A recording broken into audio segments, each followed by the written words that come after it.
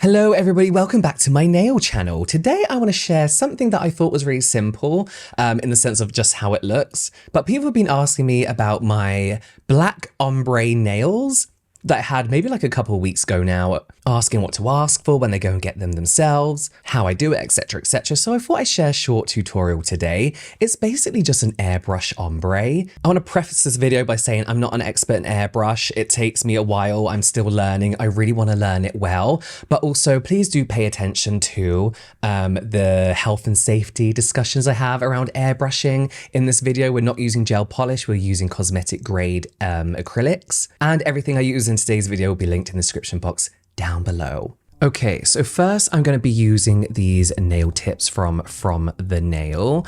The Give Me Tip ones. Not my favorite, but they are good. A nail stand, and this is by far my favorite go-to natural looking syrup gel from Gel Monster with the color there. A matte top coat from Heyyyy. Again, I'll link everything down below. A top gel from Gel Monster, again, an amazing top gel that's just so easy to work with. And then this is my cosmetic grade, it's kind of like body painting acrylic for my airbrush. And this is the airbrush. It's a pricey one, but it's a professional one. You get professional looking results. I find if you get cheaper ones, they don't work as well. This is what I use to clean it with. And then you have to make sure that you have a mask to stop yourself breathing in anything. Open window, good ventilation, and some gloves as well. These nitrile ones are the ones I always opt for. And just something to put down on the surface for a few reasons, which I'll show you later. So I'm all sized up. I'm going to put my nails on top of the nail stand. There we go. And sand off the tips. I always forget to do this because I never actually wear these, so I'm always just like quickly painting. But yeah, you have to sand off the little plasticky tip bits. I try and do it slowly to avoid like too much file bits going anywhere. And of course your gel lamp and some gel wipe as well for this. I'm just going to wipe down the tips again because we don't want any dust from the file still staying on them. I have dogs, so there's always hair everywhere. This room's dusty, so I'm just giving them a really good wipe down.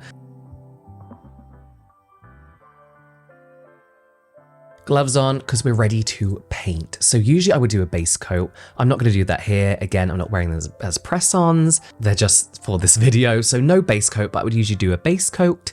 All the usual nail prep, but I'm going to go straight in with my Gel Monster syrup. Again, it's like my nail color, but better. Sometimes I just wear this on its own and it just makes my nails look so even and so healthy. So I'm going to paint these now once the camera focuses. When it comes to like press on nails or just swatching, I tend to paint a little bit different. I'll go from the middle down to the tip and then from the middle down to the base, mainly because if I'm too quick, I get gel polish under the actual nail tip, and especially when you're working with a syrup, you don't really want to see that.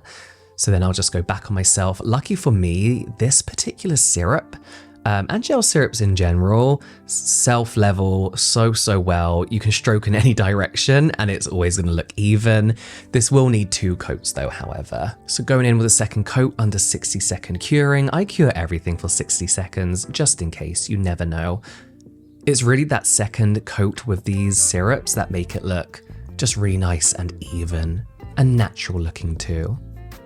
Again, I'm very careful around the edges just in case I get any syrup underneath because that will show through so easily. But again, look how evenly it's leveled out after so many strokes as well. And then just going to do all the nails. They all need this basic nude color. There we go, all done, and then all had 2 coats as well. So the next step is to matte coat them, and I will always matte coat before doing airbrush. I just find that the acrylic, the paint, whatever you're using, stays on a lot better. I have experimented with a number of different things and airbrushes, but by far these cosmetic grade acrylics and body painting type acrylics work best. And again, this matte coat really amazingly self-levels. It's really beginner friendly. And that's the matte coat versus just the regular. So again, I'm going to do all these with a matte top coat. Now, airbrush. You need to put something down for a few reasons: to protect your surface, but to also test how your airbrush is spraying, basically. Things like air pressure, the amount coming out. Gonna give this acrylic a good shake. And you only need a few drops. A lot of people tend to fill up their airbrush loads and loads, which in my personal experience makes it hard to clean, and it's also just a waste of product. So once it's on, I like to play around with the pressure. Again, I'm not an expert at the moment, but the further back and harder down you push, the more that comes out basically. I need a lot more practice with having like a gentle touch, but here I'm just practicing like the different pressures, how much air is going through, and how much I'm spraying.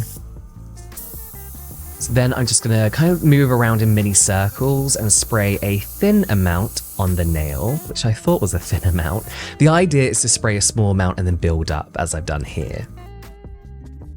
I actually did that in one go, but usually I do like a really light spraying, and then I go in with one more, which is a little bit heavier to create that ombre, like more like what I'm doing here.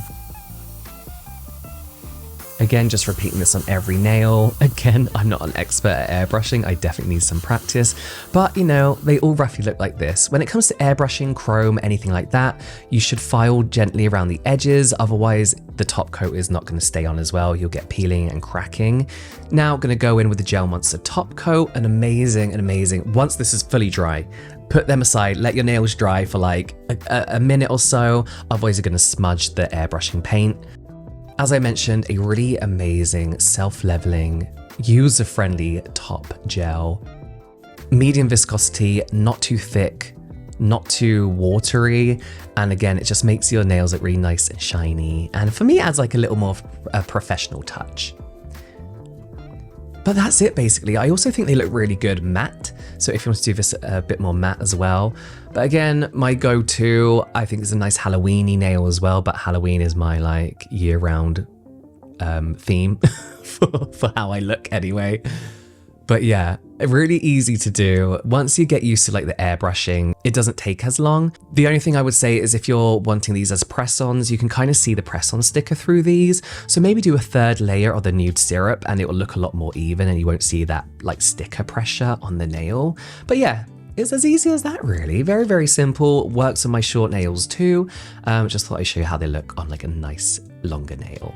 So yeah, I hope you like these. Very, very simple. If your nail tech doesn't have an airbrush or you don't, you can do this with a sponge as well. I think I have a tutorial on my Instagram on how to do this as a reel, or with an ombre brush. There's many different ways to do it. I will say black is probably the hardest color to pick, or anything dark to do this with. But once you get the technique down, it's pretty simple. So yeah, thank you so much for watching and I'll see you next time.